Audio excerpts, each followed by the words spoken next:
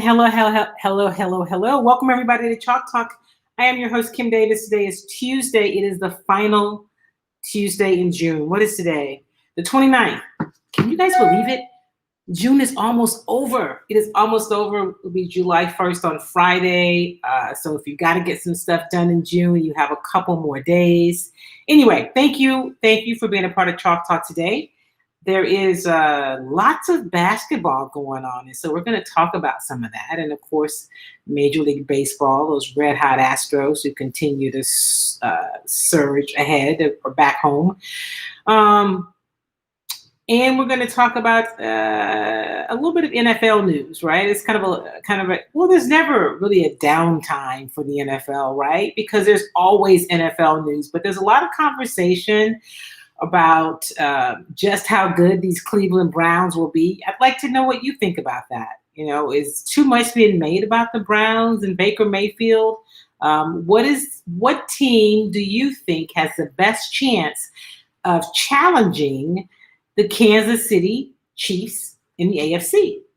Anyway, we're going to talk about all of that and more. I'm going to let you hear from some of the players in the NBA playoffs. And I want to know your thoughts about a little controversy. Something that Jalen Rose said last week when he talked about Kevin Love being the token, really, on the U.S. Olympics basketball team. And I don't really want to dive a whole lot into it. I really don't. I really didn't go back and look to see if there's ever been an all-black basketball team in the Olympics. I don't remember. It never really crossed my mind. It's usually predominantly so.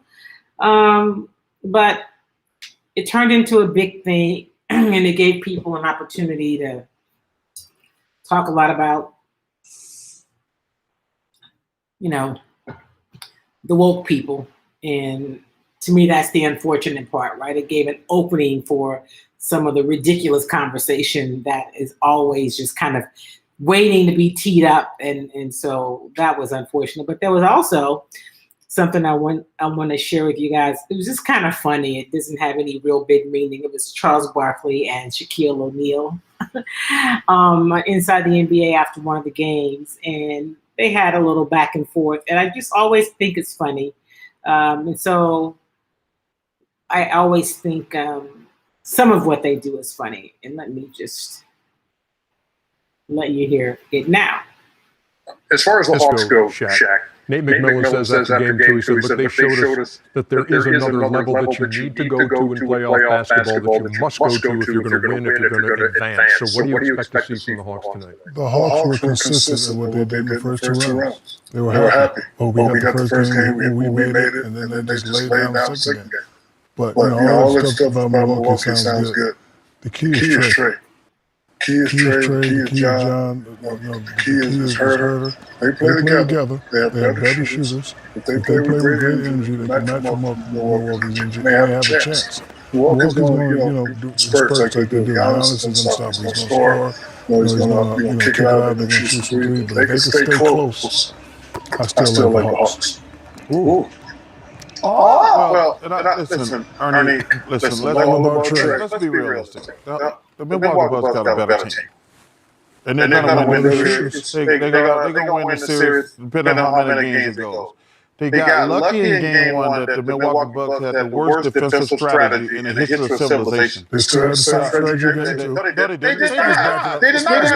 Did you watch the game? I watched the game. He was backing up. He was not backing up. They were backing up. Pick and roll. Okay. Jeremy, you know what? At halftime, I want you to show me this guy back up. They just had 9 turnovers and he wasn't making shots. That's because they cleaned out all the lanes. He had no open lanes because they were doubling him on the pick and roll. That's why he turned the ball over and shot the ball, man. Nah, he just had a bad game. He had a bad game because of the defense change. Stop it. First of all, you don't know nothing about no defense. I can see. I mean, you are also a defensive player on the pick and roll. They were playing defense like you did. I don't play defense like that. I don't need to play defense. You can't play defense like that in the modern NBA. I don't know why anybody would even listen to you about defense. better defender than you. Because you the worst big man defender in the history other than Brook Lopez in game one. I'm fifth, though. Better Google me again. I will say, I'll let it go. Back with you. I don't know. That just kind of is humorous to me, you know, to hear these two guys going at it, and then they get, well, you know, he played better defense than you. Anyway, the truth is, in that series, the Hawks do have a 2-1 lead, and Trae Young, they're hoping that the Bucks are up 2-1. The Hawks are hoping to get Trae Young back because he is key. He is integral to everything that they do, right? He averaged 35 points on Sunday in Atlanta's loss. He only got 3 after he injured when he stepped on the official's foot in the final minute of the third quarter. And so Young just said, you know, I didn't see him. So the Hawks need Young if they've got a shot of winning this series. And we saw some other things happening with the Bucks. We saw, of course, Giannis played well, but the key in game 3, obviously, was Chris Middleton, who had a huge game. He had 38 points after struggling really with his shot in the first couple of games. He had 20 points in the fourth quarter as Milwaukee outscored Atlanta 30-17 to close it out. So Middleton was 15 of 26 from the field in game 3.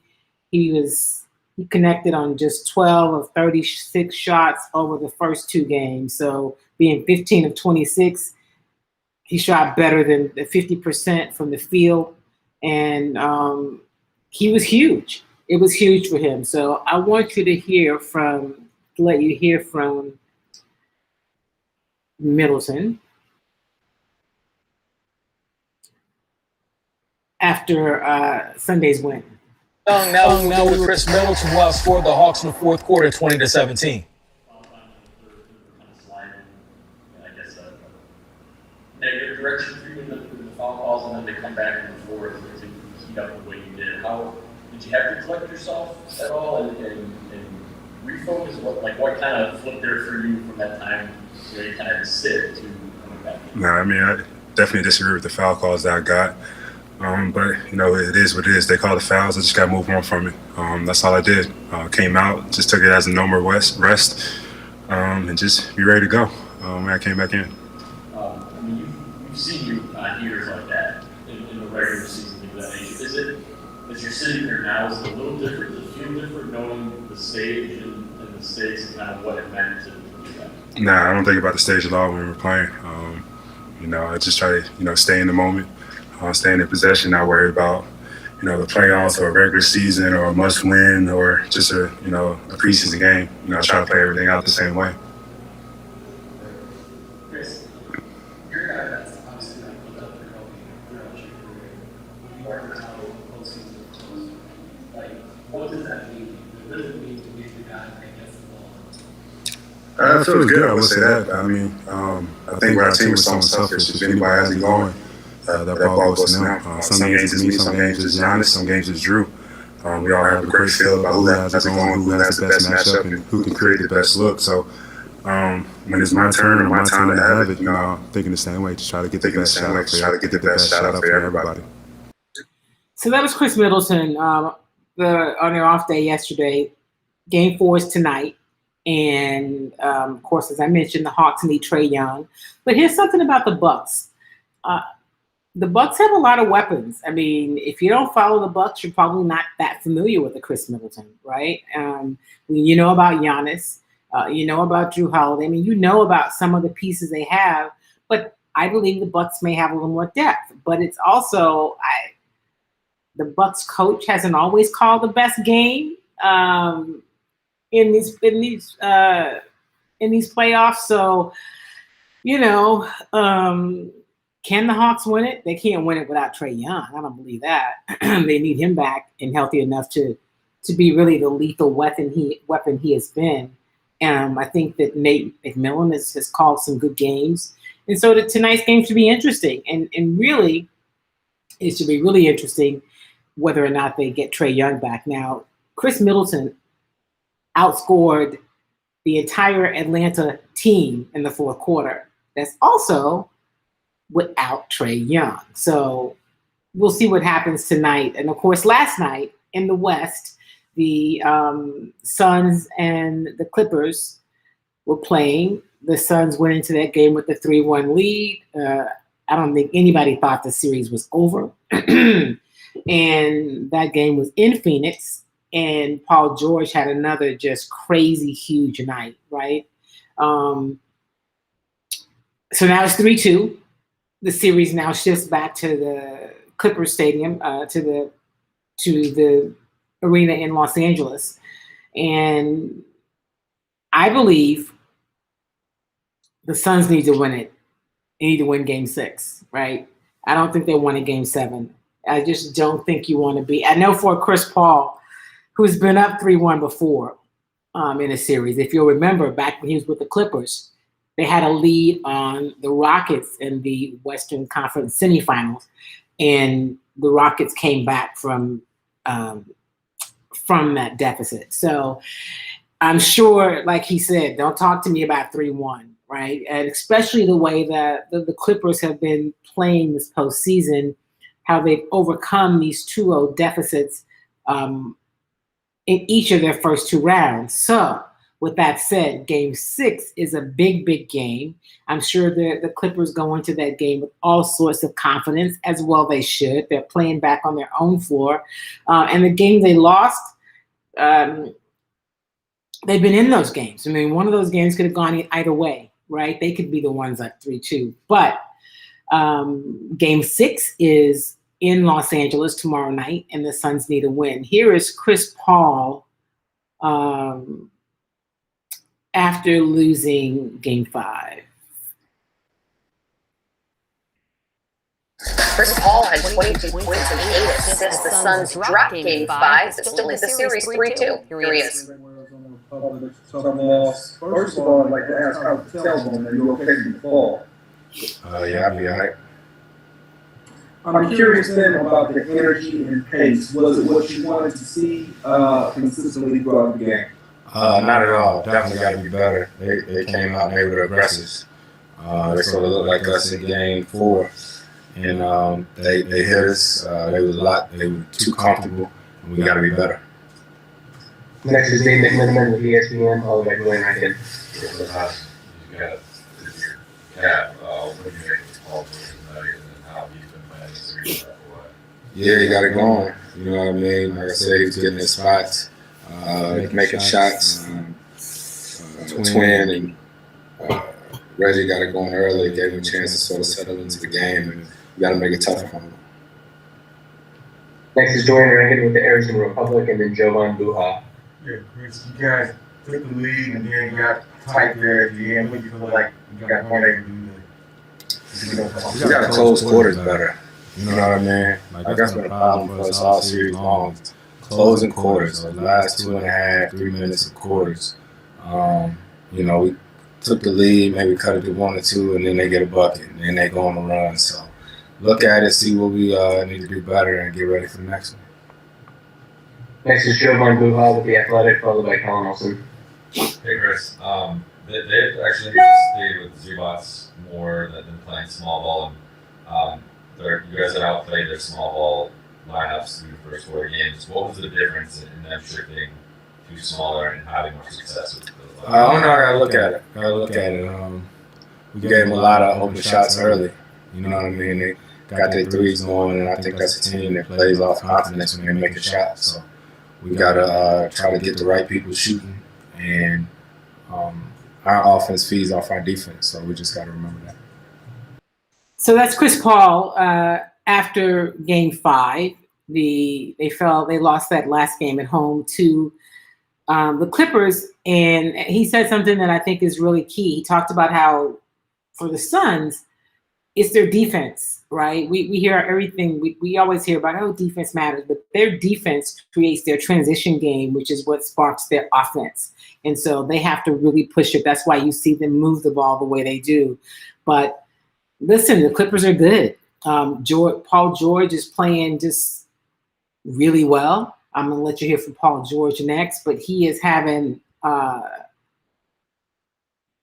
people I think are being reminded of what Paul George can do. And so I heard an interview with Boogie Cousins saying that, basically people have been trolling Paul George and kind of disrespecting what he brings to the game and just how good he is. But I think it's because we remember really what people do in the postseason. And Paul George has struggled in some postseasons. I mean, he's had some big postseasons, but it's been a minute. I mean, if you think back to the Paul George in Indiana, that guy, balling, right? He was, there's no question about his ability. And then when you think about Paul George in OKC, remember he came, I believe he was runner-up in the voting for MVP. So it's not like he's a scrub and he's busting out, but he just hasn't always done what he's doing now in the postseason in recent years. But it is undeniable what he means to this Clippers team, especially with Kawhi Leonard being sidelined with the injury, right? So here's Paul George on Game 5.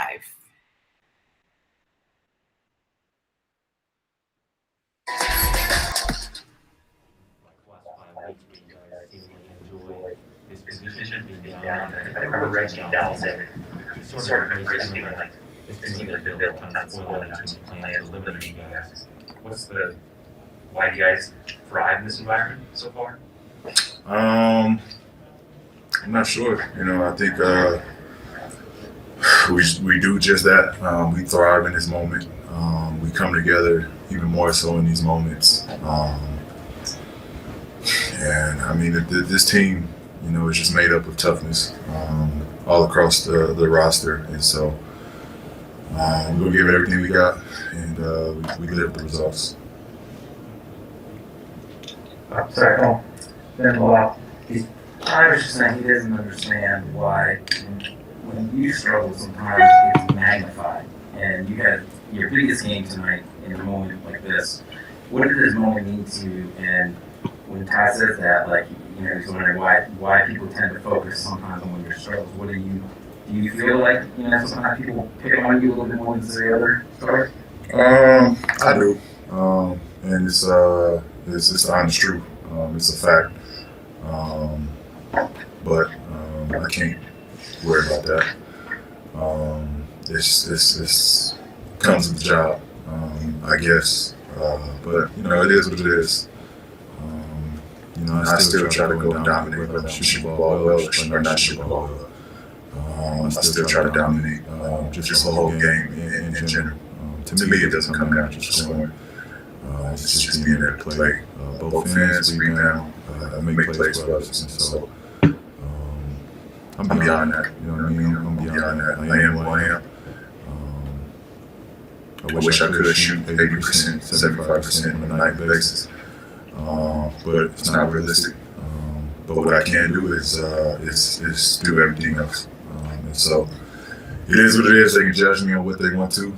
That part don't matter to me. I'm gonna go out there and hoop and give everything I got. What did Ty say to you? So Paul George was really responding to some of that criticism that he gets, that he thinks is probably a little harsh. But like he says, there's nothing he can do about it. But let me just tell you what his line was from last night. He had 41 points in 40 minutes. He was 15 of 20 from the field. He was 50% from three. He connected on 3 of 6 3-point attempts. He was perfect at the line, 8 field goals. His number was a plus 14. So, they take all of a player's stats from a game and assign a plus or minus number. You always want to be on the plus side, right, in terms of how you are affecting your team. He had 13 rebounds, 6 assists. He did turn the ball over 6 times, but he had 3 steals.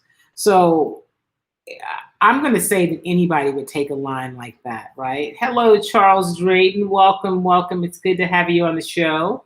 Happy June being almost over and I guess, 4th of July, if you will. Off the bench, Boogie Cousins had 15 points in 11 minutes. It was one of his better outings, reminding people that, oh, yeah, he still really can score. And so Patrick Beverley only played 30 minutes.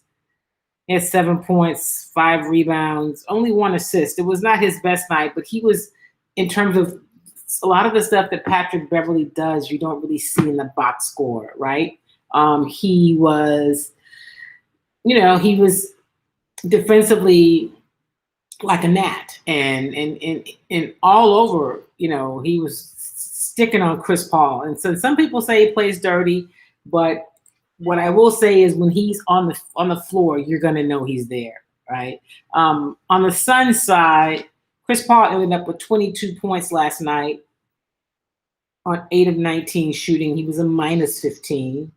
In fact, none of the starters for the Suns were 6 from 3. So that was probably where his number, he got into the weeds on it. And then he had 3 rebounds and 8 assists.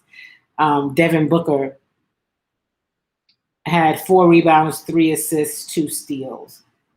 And off the bench, Johnson was big with 14 points. So listen, this series is far from over.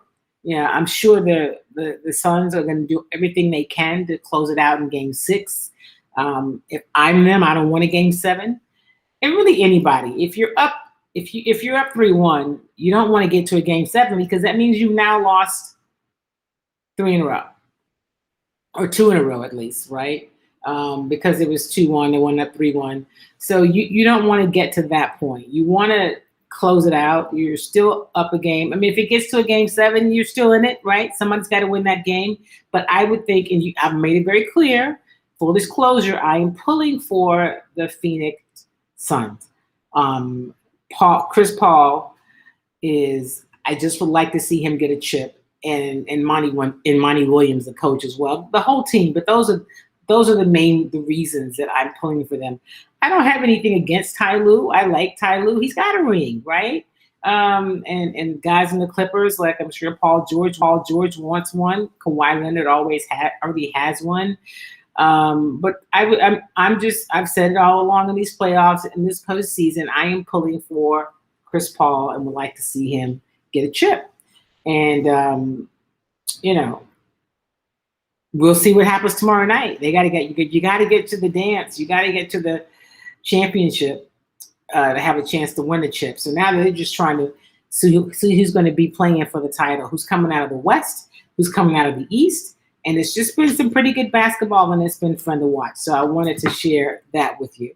The other thing that's happening is, and I ask if you want to drop in the chat your thoughts about the AFC and the team's chances. There's been so much conversation as I watch some of these national shows about the Cleveland Browns and how good they are, whether or not Baker Mayfield should get an extension if you're the Browns. And so to me, they're two separate things.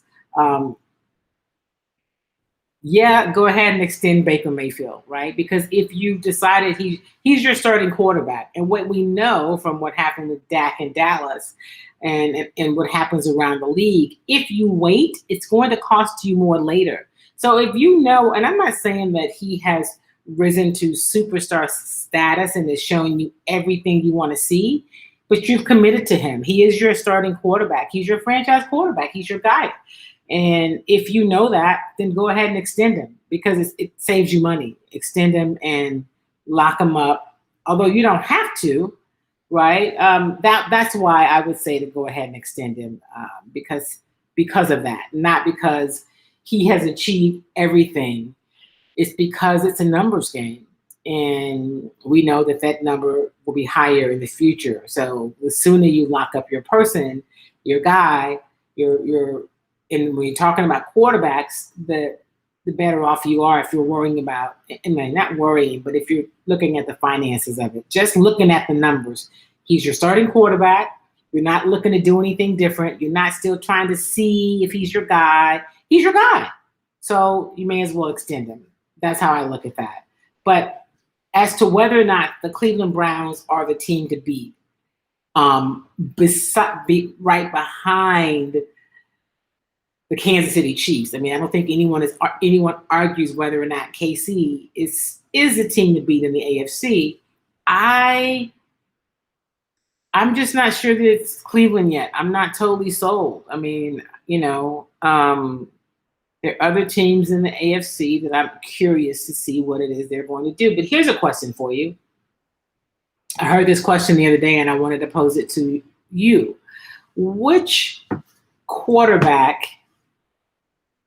and team with their quarterback has the most to prove this year? Which quarterback needs to have the best year based on any number of things? Expectations, previous failures, falling short. What quarterback needs to do the most? Needs to have the best, most breakout season, productive season this year. Who is it? Is it, I don't know, is it Carson Wentz? Does he need to show that, I really am who I have been and am supposed, and people have always thought I could be? Is it him? Is it what's going on out with the Raiders in Vegas? Is it Carr? Because I just never really expected the Carr would be with the Raiders this long. I thought that Gruden would move on from him, but he's still there. So is it Carr that needs to do something this year? Is it Tannehill, since he's gotten some other weapons offensively? Does he need to do more? I tend to think Carson Wentz is a name that pops out in terms of somebody who needs to kind of show what he's working with.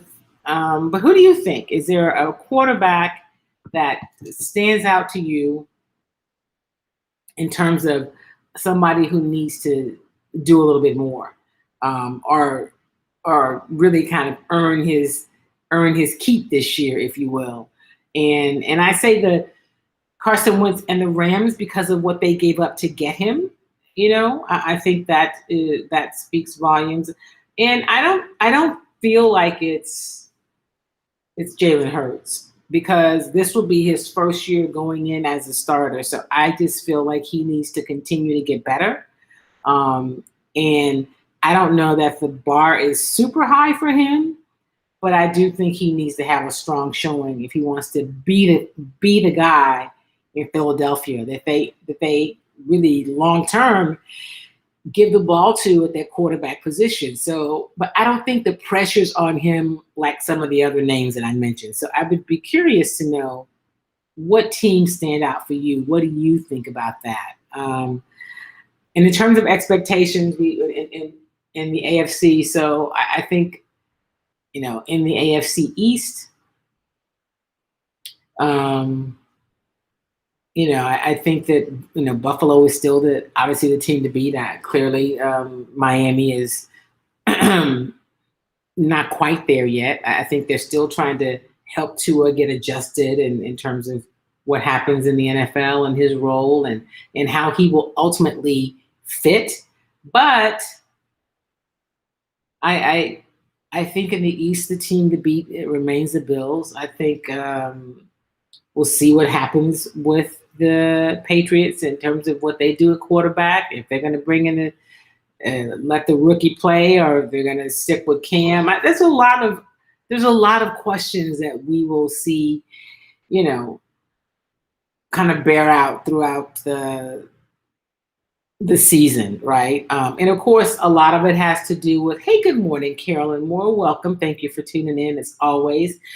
A lot of it has to do with who stays healthy, which teams stay healthy. Or is it the 49ers? And does Garoppolo need to really do something? Or have the 49ers basically already said, yeah, you still here, but we brought in somebody because one can't stay healthy. I mean, I think people forget that Garoppolo led that team to a Super Bowl a few years back. I mean, they didn't win it. It was ugly, but they got there, and he was a quarterback. So is Garoppolo, is it this year that he needs to really do something to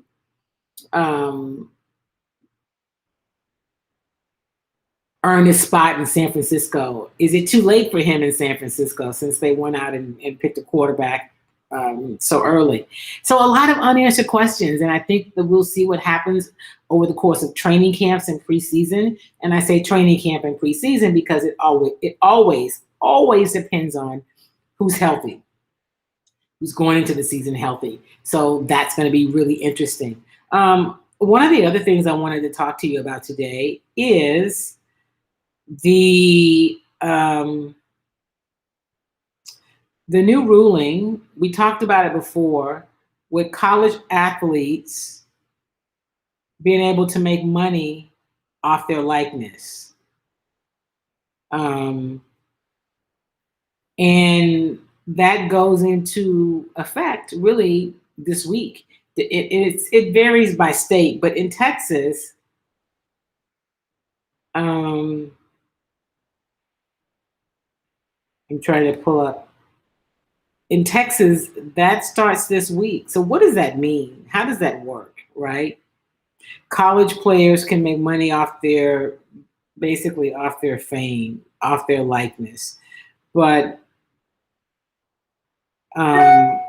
there was something I wanted to pull up that talked about what some schools are doing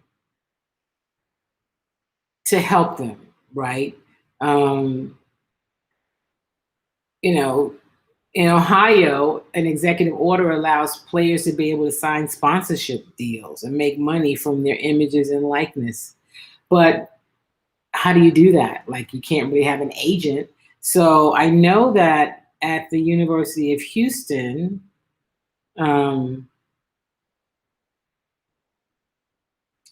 they're talking about some classes to help players be able to navigate this new landscape. So that will be interesting. I think is it a mastermind or master marketing class of some sort?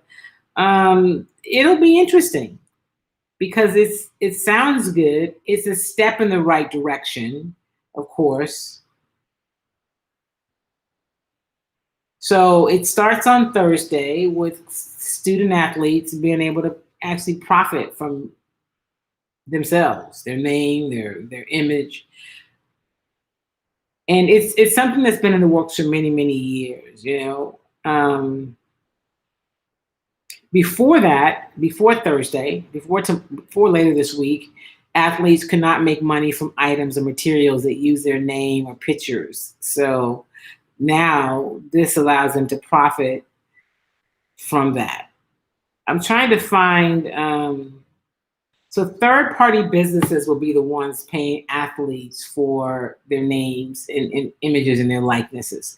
And they have a number of ways to profit quickly without much effort, right? From posting sponsored content to their Instagram or TikTok pages, recording messages on Cameo or streaming video games, or chats to a paying audience on Twitch. A number of high-profile college athletes have plans to announce sponsorship deals on Thursday. So I will be really curious to see how this really fans out. But as I just listed, there are a number of ways that this could show up, that they could tap into this. There'll be some limits to what they can be paid to promote. They won't be able to participate in agreements that have alcohol and tobacco companies, a ban that will likely extend to CBD companies and marijuana outlets in states where it's legal. And they won't be permitted to enter into agreements that conflict with their institution's brand. So if your institution was Nike, you're not going to be able to get a sponsorship from Reebok or, Under Armour's, So those are some things.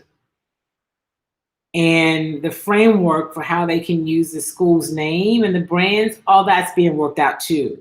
Like, will you be able to say Wisconsin quarterback Graham Mertz?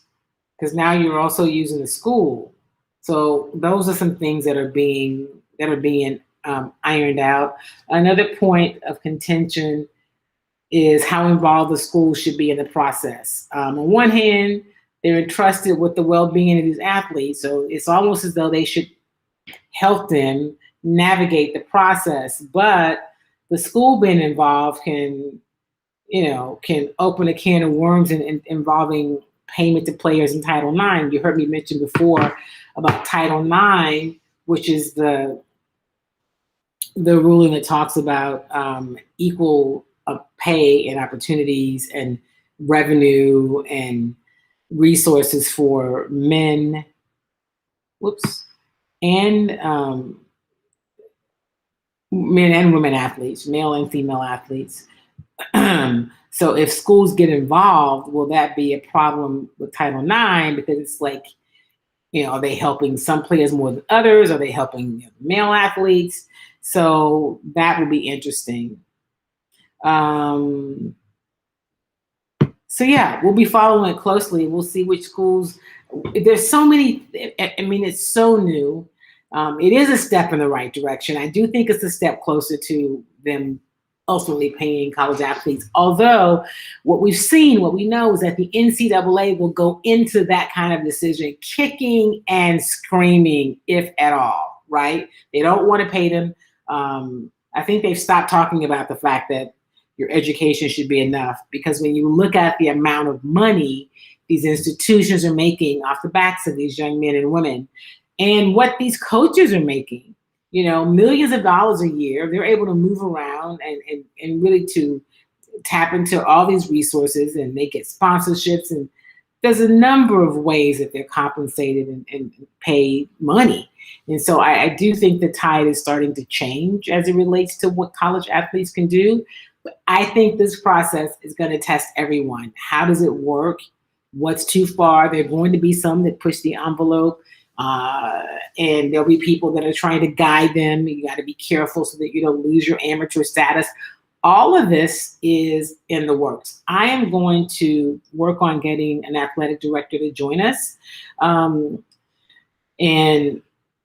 kind of talk about how they're navigating it and the rules and what people should know. So I'm working on that. I'll let you know. I'll post it when I get one.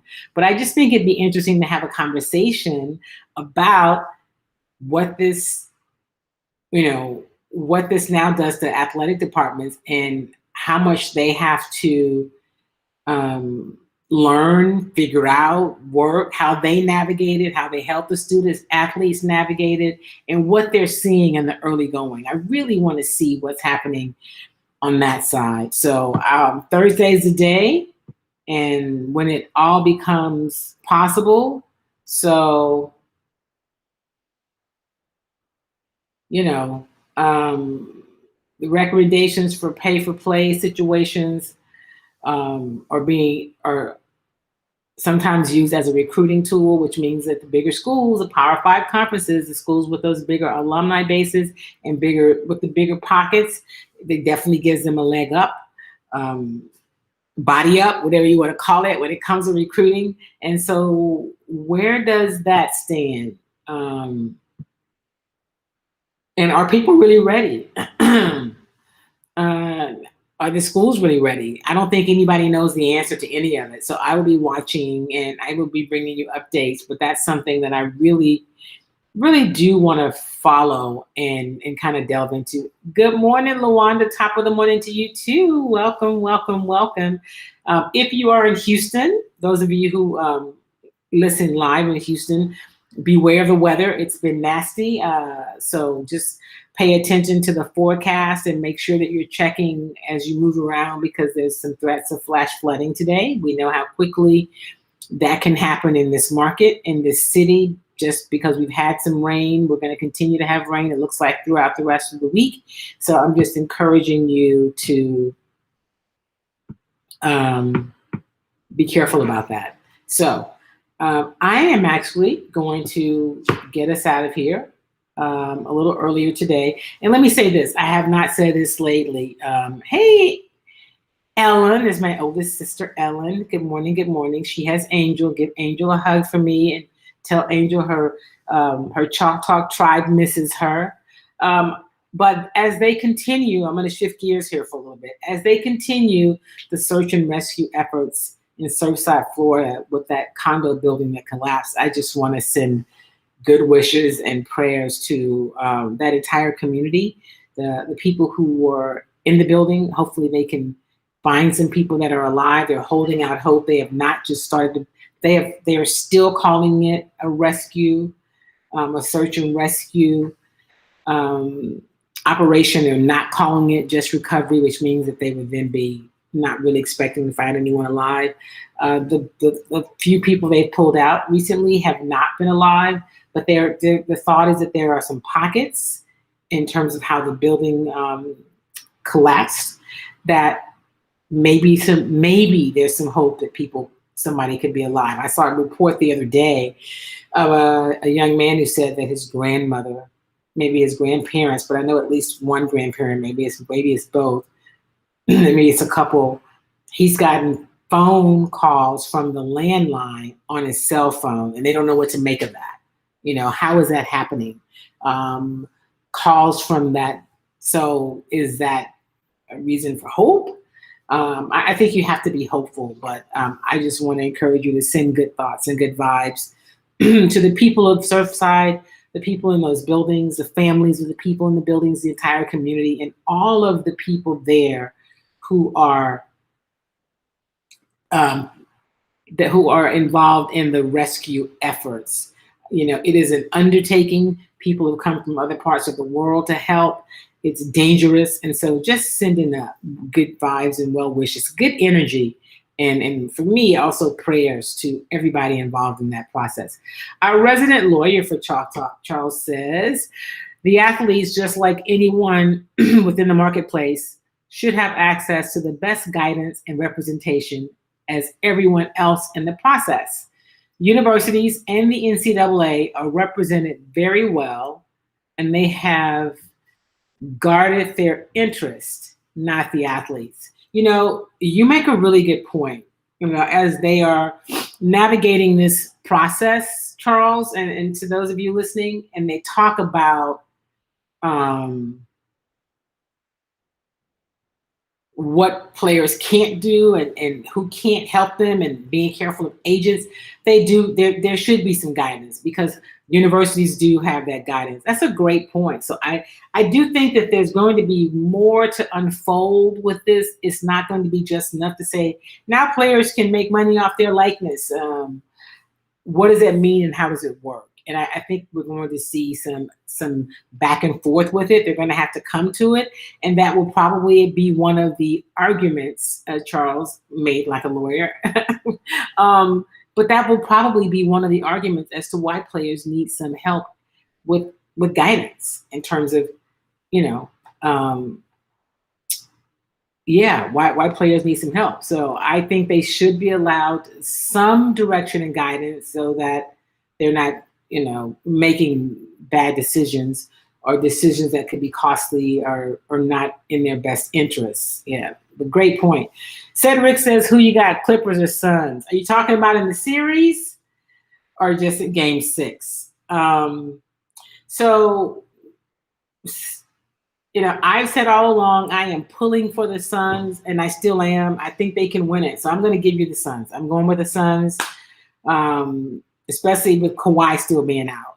If Kawhi was back, I'd probably have to go with the Clippers because of what the Suns have been able to do without Kawhi Leonard. So I'm going with the Suns. Who you got, Cedric?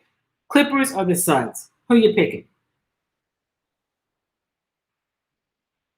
Charles says, I was once a college athlete as well and raised these issues way back then. I mean, this is something that's been an issue for a long time. And you're right. These are issues that there should be more, you know, so now we're talking about, I don't even know if you want to call it equity, a little more equity. But players should be allowed some guidance. You're absolutely right, because this is new territory and this isn't what they do, and they should be allowed that. So Charles has the Suns. Okay, we got the Suns. Cedric, you brought the question up. Who you got? Wow, my sister's going with the Suns. Okay, she's going with the Suns. She says she's picking them. Okay. Thank you for that. Cedric, you you said the Clippers. Okay, I'm sorry, I missed you. You said the Clippers with or without Kawhi Leonard, okay? And listen, I don't think that's a bad pick because they've been in it, right? And if Paul George is putting up the kind of numbers he has been putting up, they are tough to beat. But I'm going with the Suns, and I'm picking them, but I'm also pulling for them. So Nope, I'm not going to do it. My other sister, Sylvia, good morning, has chimed in. She wants me to challenge my sister. No, she picked the Suns. She gets to pick the Suns, and that's what we're going with. So we're not doing that here today. All right, everybody. That's going to do it for today's show. I didn't even get to talk about my Astros yet. Y'all know how I feel about my Astros, and I'm actually going to get out there soon. They're back home, and so they are playing Baltimore. Today, the First Lady and the Second Gentleman will be at Minute Maid Park as they are trying to encourage people to get vaccines. So if you go to Minute Maid Park, get your vaccines. You can get 2 free Astros tickets to either tonight's game or a future game. So they are in town. The Astros last night, of course, they lost last night, but that's okay because they still lead. They're still in first place in the AL West. So they're not going to win every game, people. Okay, they're not. Their record is 48-31. They're tied with the Red Sox for the best record in the American League. Over in the National League, of course, the Giants are 50-28. So that the Giants have the best record in baseball. So this is what we say. I mean, and it's way early because we haven't even gotten to the All-Star break. If the season ended right now in the American League, it'd be Boston, Houston, and the White Sox. Tampa Bay would be possibly a wild card, maybe Oakland. So that's what would happen. In the National League, it would obviously be San Francisco, then Milwaukee, and the Mets, and then the Dodgers and San Diego are right there for the wild card. So, of course, it's way too early. I just like to give you updates about it. It means really nothing right now because, as I mentioned, we have not even gotten to the All-Star break, although we are close. But that's what's happening now. The Astros are home for a stretch. They've lost to Baltimore last night, 9-7. They are back in action tonight. And they play Baltimore again tonight. That game time is 7:10. And if you're in Houston and you have not been vaccinated, you'd like some Astro tickets, you can combine the two. You can go get your free vaccine, see the First Lady, the Second Gentleman, and also, more importantly, get your vaccine, get vaccinated, and then get free tickets to the game. So that's my news for today. I am working out the contest rules that I will be releasing to you hopefully next week. Maybe not because we're coming off a holiday. Not that that matters. I'm a small business owner. I don't really take holidays. But hopefully next week or the week after, I'll have the contest rules and we'll start promoting it for a chance to win 1 year of free yoga at Trace Yoga, the studio, Yoga Trace. It's the studio where I practice. It is not my studio. I don't own it. But they're going to come on and we're going to talk a little bit about some yoga, especially hot yoga, and we're going to give away a year of yoga. In the meantime, if you're interested in trying yoga, inbox me. You can be my guest. I have a couple of passes. You can be a guest if you follow me on social media and if you are someone who listens to Chalk Talk. The Chalk Talk audience always gets first dibs. So if you're interested in trying hot yoga and you want to go to a class, during the week I go early at 6 a.m., but on Saturday I'll go at 9, I think is the first class. Inbox me if you would like to join me for a hot yoga class this weekend and get in a great workout. All right. Yes, she said, at least I didn't pick the Rockets. Absolutely, because the Rockets are not playing. And on that note, we're going to close it out for today. Hey, thank you guys, as always, for being a part of Chalk Talk. Remember, if you've not gotten the vaccine, get it. It's important. These variants are out there. And even if you do have the vaccine, but your immune system is challenged or you have some other health issues, continue to practice social distancing and mask up when you go in places. We're not, this virus is not gone. And so I just want you to remain safe and to be smart about it. If you see me somewhat with a mask on, don't judge. I am fully vaccinated. And yes, I still, in certain environments, will wear a mask. Continue to wash your hands with soap and water and to use hand sanitizer as you move around when you're not able to wash your hands so easily. So I encourage you to do that. And then, of course, let your elected officials hear from you, right? Right now, we're talking about an infrastructure bill. We're talking about voting rights. So let your congressional leaders, let your senators and your Congress people hear from you. And on the local level, let your state legislators hear from you, especially in states like Texas where they're doing all kind of foolishness. Let them know, hey, I need you to fight. I need you to keep fighting. And if you're in Texas, call up somebody, call the governor, call the people and tell them, no, he cannot use those COVID relief funds for a wall. We got some things we can do. So that's your homework as we head into a holiday week. Do something, pick one thing and do it each day. But remember, whatever you do something kind for yourself and do something kind for somebody else. Thank you for being a part of Chalk Talk. Have a great week, everybody. I'll see you next Tuesday. Have a safe weekend. And remember, do not drink and drive. See you next time.